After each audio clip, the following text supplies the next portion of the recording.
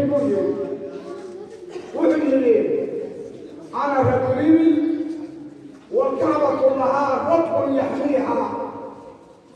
أمجيلك ما يجي سواء يقول في سنة كعبة منوحة إليها ربي يا شطيئة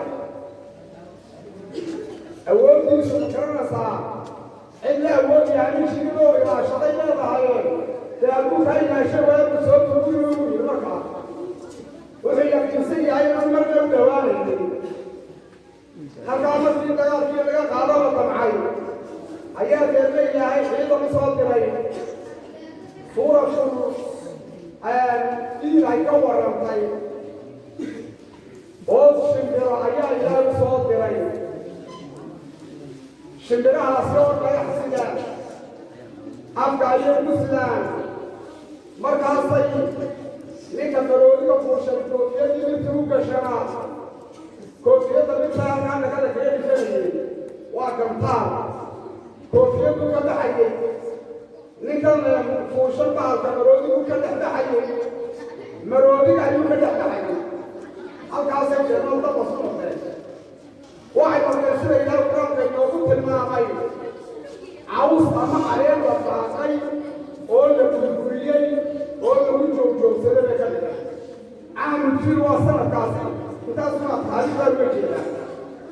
bishan rabiicile waa lagu dhashay rasuulku calayhi salaatu wasalaam ee ku jirto maalin isniin ayuu dhasho waa kii rasuulku soo jiray isniinta dhammaanteed buu soo jiray maxaad u soomaysaa baa odhan jiray waxaad u soomayaa waa maalintaan dhashay yooma uula fiili waa maalintii waxay gaban laga bilaabay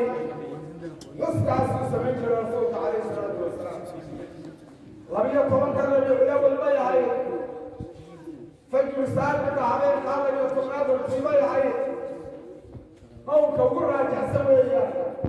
abwaab kaloo habeenada kale rabiicul awwal ku timaada way jirtaa dadka ilaahay noloshadiisa habeenka oo marwaa ku jira waajibaad badan oo ilaahay oo arkaan islaamka ka mid ah ayaa maalintii la waajibiyey xadiisku intaasoo badan ku soo arooriyey soom xajka sanadii shanaad baa la waajibiyey ma sanadii intaasoo badan ku soo arooray dee xajka waajibkiisa maxkuu yeelayaa oo xajka maalintii la waajibiyey sanadii lamaba garanaya laga daayo miyaa la odhanayaa lama odhanaya waxaas wax lagu meelmeelay maaha maalintii bashada ma garanayo wax maaha leertugurdaanka ama rasuulka waxyeelaya dhalashadiisa iyo ammaantiisa maaha waxa weeyaan maalintii culimadii qurmaantii baxsiga taariikhda markay baadheen sameeye weeyaan calayhi salaatu wasalaam faraxa maalintani ilaahay maa rasuulka inagu farxo ayaa quraankiisa ku sheegay في قوله تعالى قولك يا أعوذ بالله من الشيطان الرجيم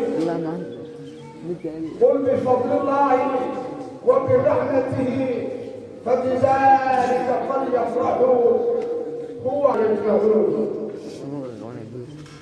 نبي محمد